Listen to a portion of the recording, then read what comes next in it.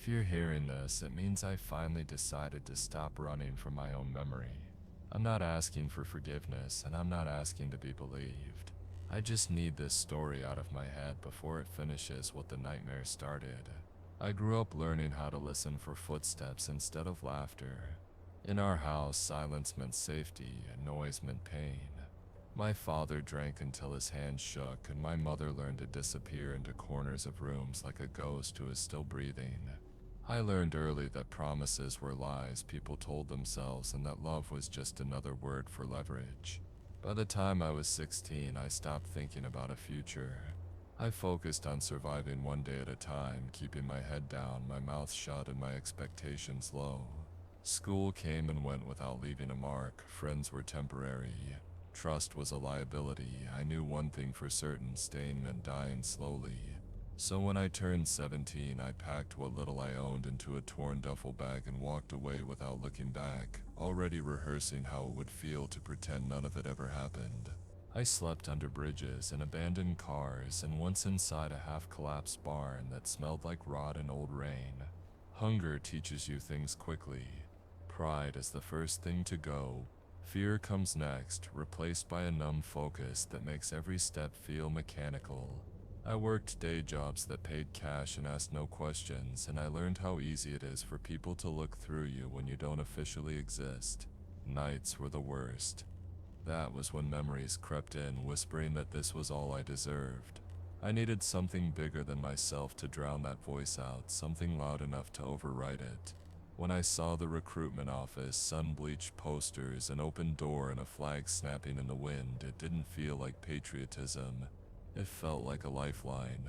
I walked in without hesitation, signed my name, and let the past fall away behind me like a bad address. Basic training didn't break me. Compared to home, it was structured, predictable, almost comforting. Pain came with rules. Yelling followed a schedule. You knew when it would end. I learned quickly, moved faster than most, and discovered that anger made an excellent fuel source when pointed in the right direction. The drills, the marches, the endless repetition, it all gave me something I never had before: clarity. For the first time, I knew exactly what was expected of me and exactly how to meet that expectation. I didn't stand out, and I didn't try to. I just kept going, one command at a time, letting exhaustion quiet the parts of my mind that asked dangerous questions. When they told us we were being reshaped into something new, I welcomed it. I wanted to be rebuilt from the ground up. By the time training ended, I realized I'd made a clean break. No emergency contacts. No one writing letters. No one waiting. The paperwork reflected that in neat little boxes, and no one questioned it. That should have bothered me, but it didn't. It felt like freedom. I didn't know then that this emptiness was exactly what made me useful, or that it would open doors I didn't yet know existed. All I knew was that I had escaped my past, and that whatever came next would have to be worse than where I'd been to scare me. War wasn't what I expected. Mostly because I didn't expect anything at all. The days blurred together under a sun that felt close enough to touch, stretching endlessly between checkpoints, patrol routes, and half-collapsed buildings that all looked the same after a while. Most of the time, nothing happened. We waited in trucks with engines idling, sweat soaking through our gear, staring at empty roads and convincing ourselves that boredom was better than the alternative. Then, without warning, everything would explode into motion. Gunfire cracking the air, shouts over the radio, bodies moving before the mind could catch up. Those moments were violent and brief, like storms that tore through and vanished, leaving silence behind. The worst part wasn't the fighting itself. It was how quickly your heart learned to slow down afterward, how easy it became to step over spent casings and pretend your hands weren't shaking. I didn't fight like the heroes in recruitment videos. I didn't charge forward or shout defiant words. I reacted. I ducked when something screamed past my head. I fired when the shape in front of me matched the rules drilled into my skull. Instinct kept me alive far more often than courage ever did. Sometimes I realized I'd moved or shot or taken cover before I remembered deciding to do it at all. When it was over, I felt nothing except a dull relief that I was still breathing. Others talked about fear or adrenaline or pride. I mostly felt tired. Violence became another task to complete, no different from cleaning a weapon or standing watch through the night. I told myself that detachment was strength, even when it followed me back to the barracks and sat heavy on my chest while I tried to sleep. Every now and then, my name appeared on a clipboard or in a quiet office conversation, a nod from a superior, a few extra days of leave, commendations that never made it to a ceremony or a headline. I learned not to ask why. Asking questions marked you as curious, and curiosity wasn't always welcome. What mattered was that I kept surviving, kept doing what was expected, and kept my head down. Still, I noticed things, odd gaps in reports, patrols that never showed up on schedules, teams that deployed and returned without explanation. Whispers followed those missions, traded late at night when officers weren't around. People joked about black ops and ghost units, but there was an edge to the laughter that didn't sound like humor. It sounded like uncertainty. At first, I ignored the rumors. War gives birth to stories the way heat gives birth to mirages, and most of them vanish when you get close. But some names kept resurfacing, spoken carefully like they carried weight, operations that never made reports, missions that didn't officially happen, soldiers who transferred and were never seen again, not dead, not discharged, just gone. I told myself it was none of my concern. I was there to follow orders, not chase shadows. Still, the idea lodged itself somewhere deep, refusing to let go. I didn't know it yet, but the war I thought I understood was only the surface of something much deeper and much darker waiting patiently underneath. It started with a question that shouldn't have existed. I was called into my commanding officer's office near the end of a dull afternoon, the kind where time crawls and nothing feels real. He didn't waste words. He looked at my file for a long time before finally asking if I had any unusual ambitions. The phrasing caught me off guard. Not goals, not plans. Ambitions, the kind you weren't supposed to say out loud. My first instinct was to give a safe answer, something generic and forgettable, but something in his tone told me that was the wrong move. So I took a breath and said the name of a unit I'd only ever heard mentioned in whispers, a unit that didn't appear in any official record. I expected anger, maybe a lecture, or even a psychological evaluation. Instead, he studied me like I'd just passed some invisible test. Nothing happened right away. No confirmation. No explanation. Just a curt dismissal and days of waiting that stretched my nerves thin. Then late one evening, an NCO told me to pack my kit and be ready by nightfall. No destination.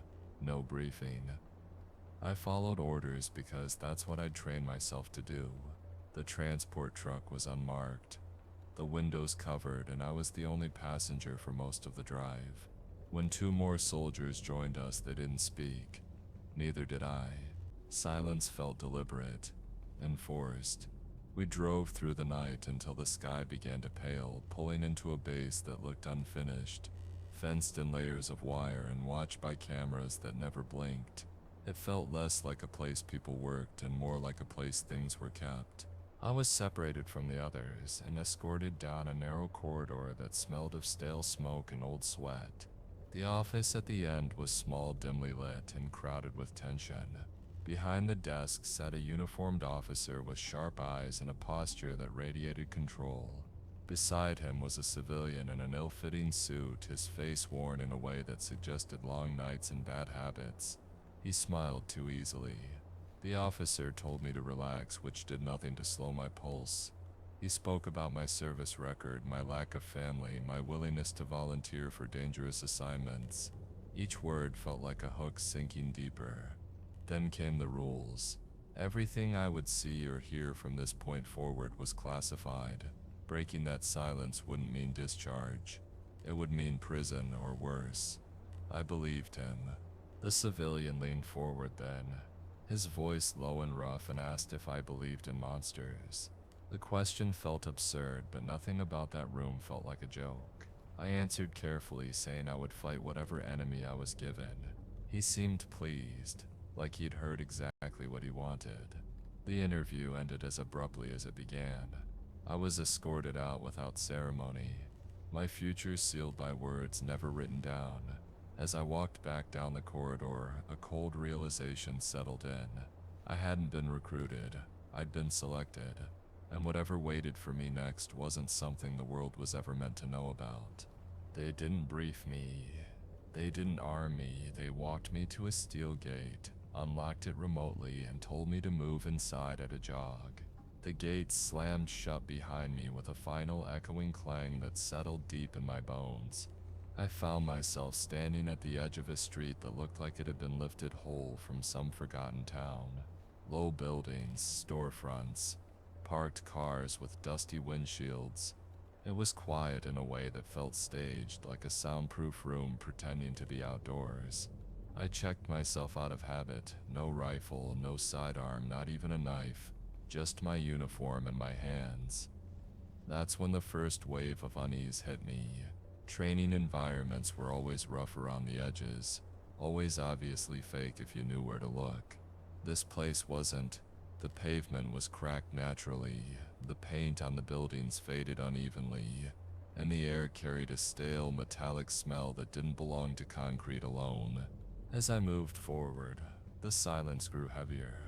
Windows stared back at me like dark eyes. Empty but watchful. I passed a cafe with chairs stacked inside and a bar whose neon sign flickered weakly before dying altogether.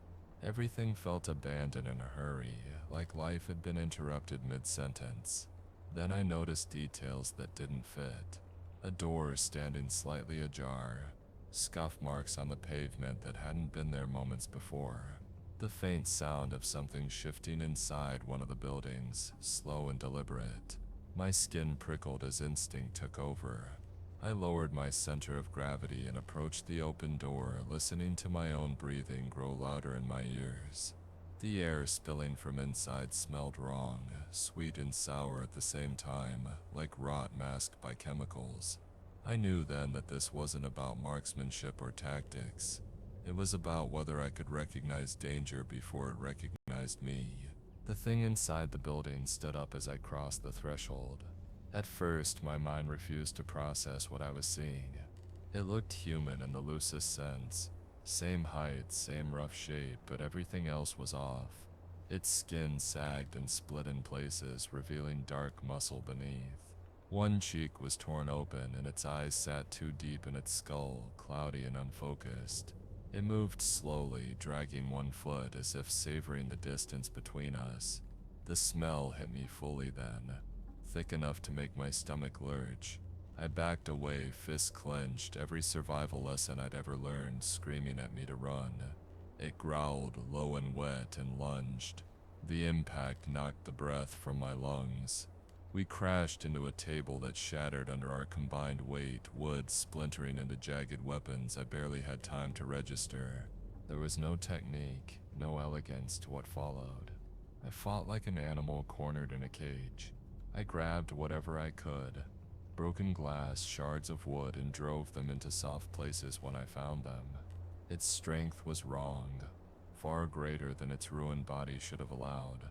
And each time it grabbed me, I felt bones scrape against skin. Pain blurred my vision, but panic sharpened my focus. When I finally slammed a shard deep into its eye, it screamed and collapsed, twitching until it went still. I stood there shaking, chest heaving, staring at the corpse as flies began to gather from nowhere. That was when it hit me. No one was stopping this. No one was calling an end to the exercise. If I died, the gate would have stayed closed. This wasn't training, this was a filter, and I had just proven I could pass through it alive. I walked back through the gate expecting something, questions, orders, maybe even acknowledgement, but none of that came. The gate opened without a sound, like it had been waiting for me, and an NCO waved me through with the same bored expression you'd use to direct traffic. I looked around for the others, the men who'd arrived with me, but the compound was empty. No stretchers, no body bags, no explanations. That absence told me everything I needed to know. Survival wasn't an achievement here. It was a prerequisite. I was escorted to a locker room where my old uniform was taken without ceremony and replaced with something new. It was clean, functional, and completely anonymous. No name tape, no rank, no insignia of any kind. When I asked who I was reporting to, the answer was simple: whoever told me to move. That was the extent of my induction. They introduced me to the rest of the unit over a meal that tasted better than it had any right to. There were 11 of them, all different builds, ages, and accents, but every one of them carried the same look in their eyes: alert, measured, damaged in ways that didn't show on the surface. No one offered a real name. Instead, they went by nicknames that sounded casual until you realized none of them invited follow-up questions. It wasn't secrecy for its own sake. It was insulation. Names tied you to a past, and this unit didn't deal in pasts.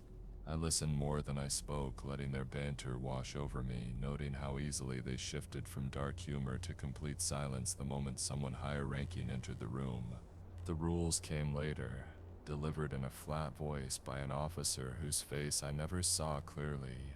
There was no slideshow, no handbook, just a list spoken once and never repeated. Everything we did was classified beyond classified. There would be no reports with our names on them, no official acknowledgement that we existed. If we were captured, injured, or killed, the world would move on without ever knowing we'd been there. The most important rule came last: no witnesses, ever. It didn't matter if they were criminals, civilians, or something else entirely. Loose ends were liabilities, and liabilities got people killed.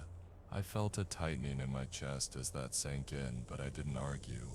I'd already seen what hesitation could cost. That night, lying in a bunk that felt too clean for comfort, I realized how neatly I'd been erased. There was no record of where I'd come from and no indication of where I was going. The army had given me structure before, but this was something else entirely. This was ownership. I wasn't a soldier anymore. I was a tool pulled from storage when needed and put back when the job was done. Strangely, that didn't frighten me as much as it should have. After everything I'd survived, anonymity felt like armor. I told myself I could handle whatever came next. I didn't yet understand that the price of belonging here wasn't paid in blood alone, it was paid in pieces of yourself you'd never get back. Our first mission came without ceremony. No speeches, no build-up, just a helicopter ride over a city that looked ordinary from above, all grid lines and dull rooftops. The target was an abandoned warehouse tucked into a decaying industrial district, the kind of place people avoided without knowing why. We were told it was a narcotics operation, but the warning in the briefing wasn't about armed guards or booby traps. It was about containment. As we touched down, the smell hit me immediately, chemical, rotten, and sweet in a way that made the back of my throat burn.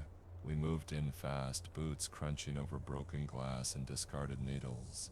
The door came down in a controlled blast, and we flowed inside like a single organism, weapons up, senses sharp. The first man I saw wasn't armed. He stood frozen near a steel table, eyes wide, mouth open, as if he wanted to scream but couldn't remember how. Behind him, something strained against a chain bolted to the floor. It looked human once maybe, but whatever spark had made it a person was long gone. Its skin hung loose, its jaw worked endlessly, and its fingers clawed at the air. The man holding the chain started shouting, threatening us, telling us we didn't know what we were dealing with. I didn't hesitate. I put a round through his chest before he finished the sentence. He dropped hard, surprise etched across his face. I remember thinking how easy it felt, how natural. That realization unsettled me more than the killing itself. We moved deeper into the warehouse, and the scale of it became clear. Rows of tables stretched into the gloom, each surrounded by bodies that shuffled and worked without awareness. They were dead. There was no mistaking it, but they were moving, hands packing powder into plastic bags with mechanical precision. Chains ran from their ankles to the floor, and handlers stalked between them with prods and shouted commands, treating them like livestock. Flies buzzed thick in the air, crawling into open wounds and empty eyes. None of the undead reacted to us. They didn't flinch at gunfire or explosions. They just kept working. That image lodged itself in my mind, a factory of corpses producing poison for the living. It was efficient, it was monstrous, and it was being run by people. When the handlers realized what was happening, they ran. Some fought, some begged. It didn't matter. The team moved with ruthless efficiency, eliminating resistance and securing the site. I stepped over bodies without slowing, my training overriding any instinct to stop and think. Still, I couldn't stop glancing at the enslaved dead. There were dozens of them, maybe more, each one someone who'd had a life before this. I wondered how they'd ended up here, who had decided they were more useful this way. No one gave orders about them. No one needed to. Our job wasn't rescue, it was removal. I understood that intellectually, but something about the silence of those working corpses gnawed at me. When it was over, vans with blacked out windows rolled in to take over. Other agencies, other cleanups. We lifted off before dawn, leaving the warehouse behind like a bad dream. As the city lights slid beneath us, I tried to tell myself this was necessary, that stopping one operation justified the cost. But the image of chained bodies packing drugs wouldn't fade. I'd killed before without losing sleep, but this was different. The enemy hadn't been just the monsters or the men who controlled them. It was the idea that this could be systematized, scaled up, hidden in plain sight. As the helicopter carried us back to base, a quiet unease settled in my gut. For the first time, I wondered not just what we were fighting, but what we were becoming in the process. The call came in just after dawn, and the tone alone told us this one was different. A rural property, missing livestock at first, then people, a place so isolated that neighbors were miles apart and silence came naturally. From the air, the farm looked dead long before we touched down, fields overgrown, fences collapsed, buildings sagging under their own weight. The barn stood apart from everything else, tall and old, its wood darkened by age and weather. As we approached, the smell hit us like a wall. Rot, ammonia, something sour and alive beneath it all. Inside, straw crunched under our boots and bones littered the ground in careless piles. Animal bones at first, cattle, maybe goats, but mixed among them were shapes that were unmistakably human. Skinned corpses lay twisted in the straw, organs missing, bodies hollowed from the inside. No blood, just emptiness. I felt my stomach turn as the realization settled in that this wasn't a killing ground. It was a feeding site. We spread out slowly, weapons raised, every shadow feeling too deep. The farther in we went, the warmer it became, the air thick and buzzing. That's when we found the man who was still alive. He lay on his back, eyes wide and glassy, chest rising in shallow, uneven gasps.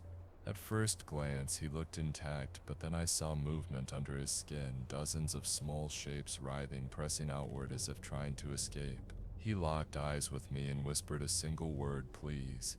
Before anyone could respond, his flesh split open in multiple places. Insects poured out of him, wings unfolding as they took to the air, filling the barn with a frantic, choking swarm. His scream cut off abruptly, replaced by a wet silence. I'd seen men die before, but never like that.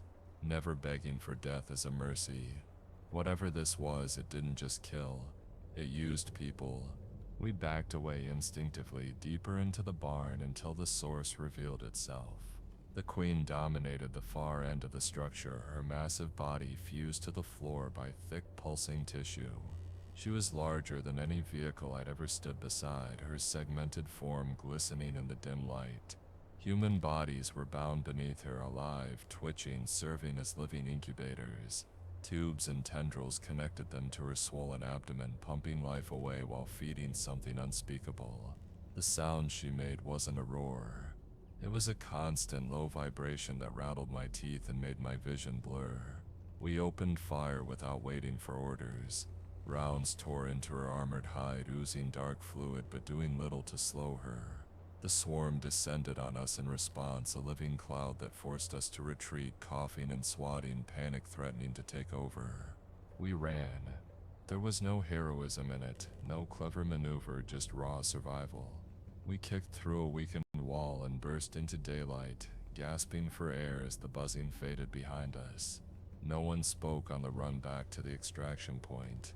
We didn't need to. The looks on our faces said enough.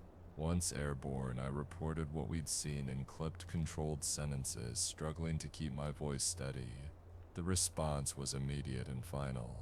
Coordinates were confirmed. Authorization granted. 2 jets streaked overhead minutes later, and the barn vanished in a pillar of fire and smoke that climbed into the sky like a signal flare to hell. When the flames died down, nothing remained but scorched earth. No evidence, no answers.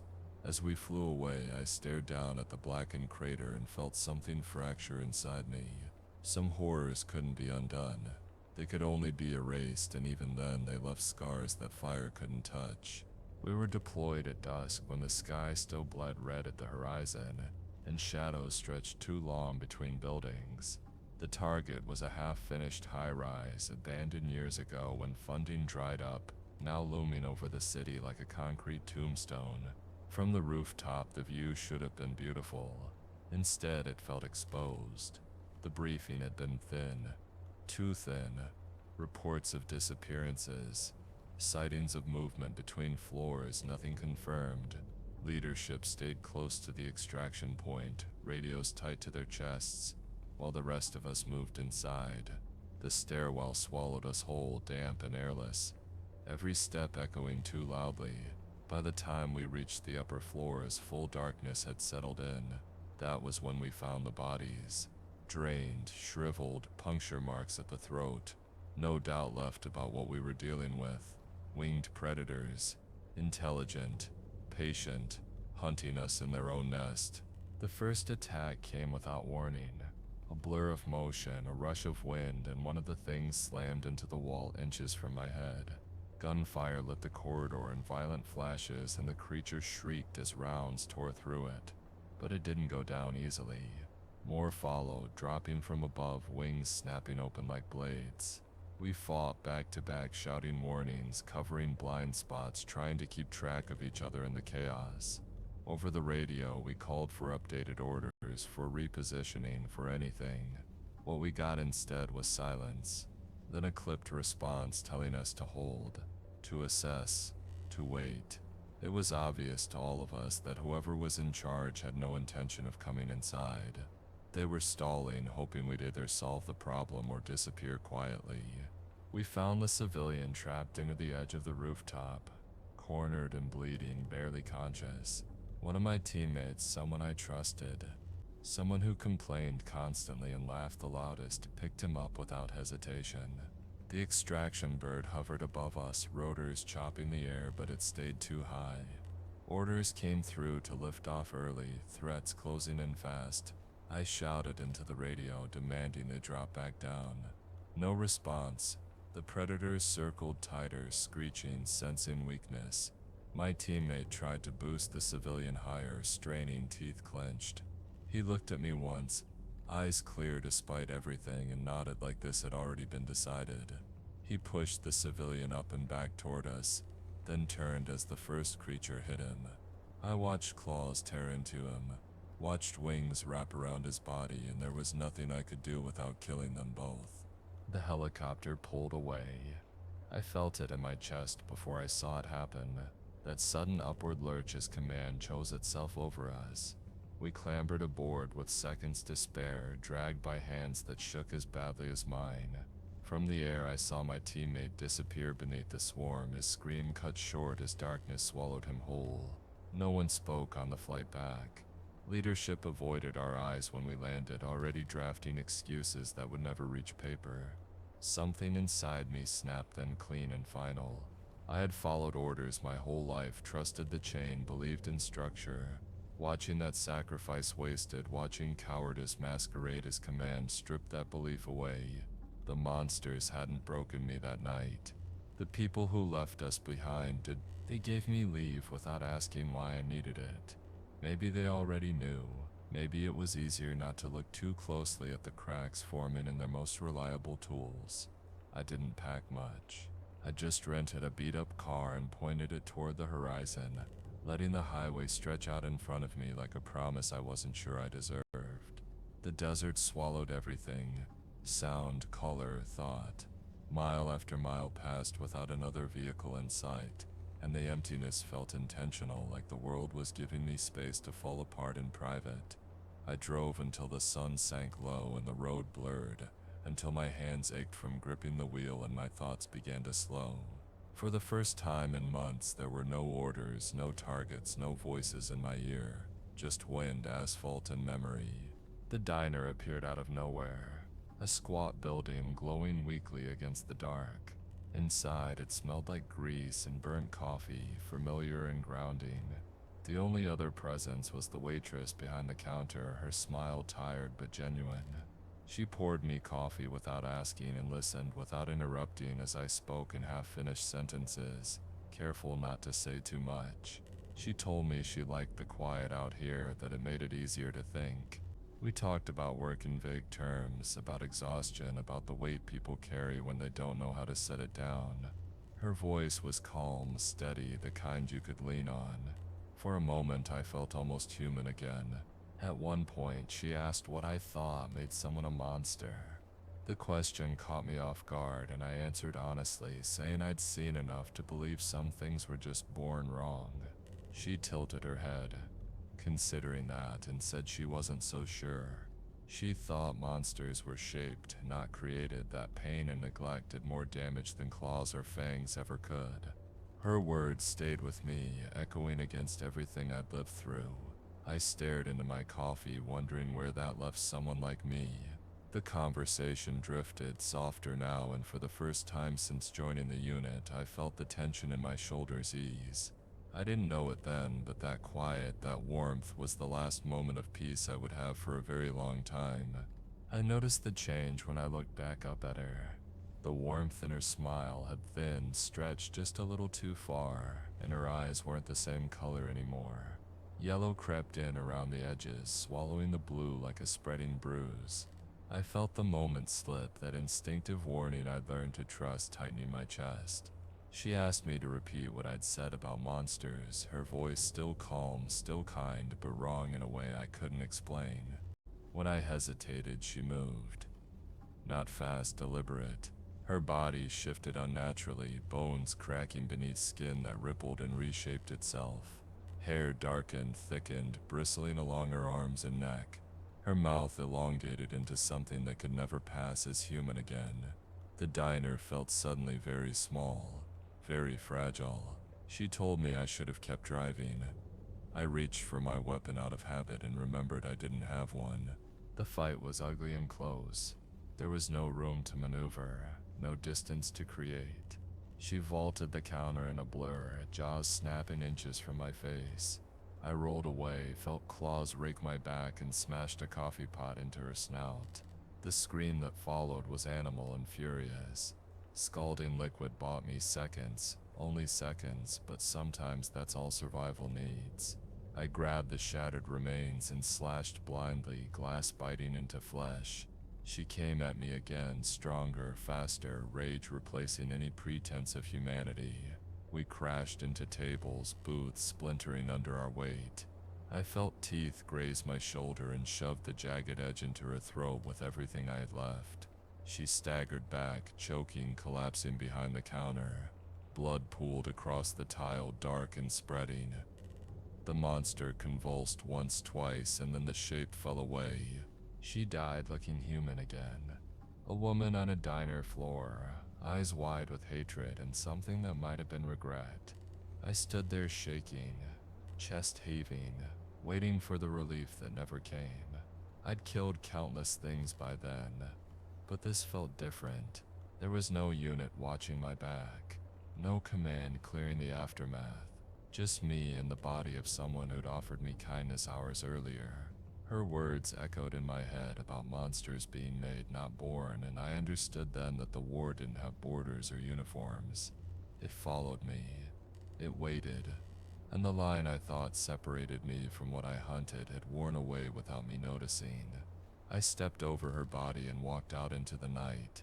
leaving the diner silent and empty behind me. I didn't go back. I didn't report in. I drove until the road disappeared and kept going, trading structure for distance, rules for instinct. Somewhere along the way, I became what I'd always been running from. A ghost with a past no one could verify and enemies no one would acknowledge. I know they're looking for me. I can feel it in the pauses between footsteps and the way shadows seem to linger.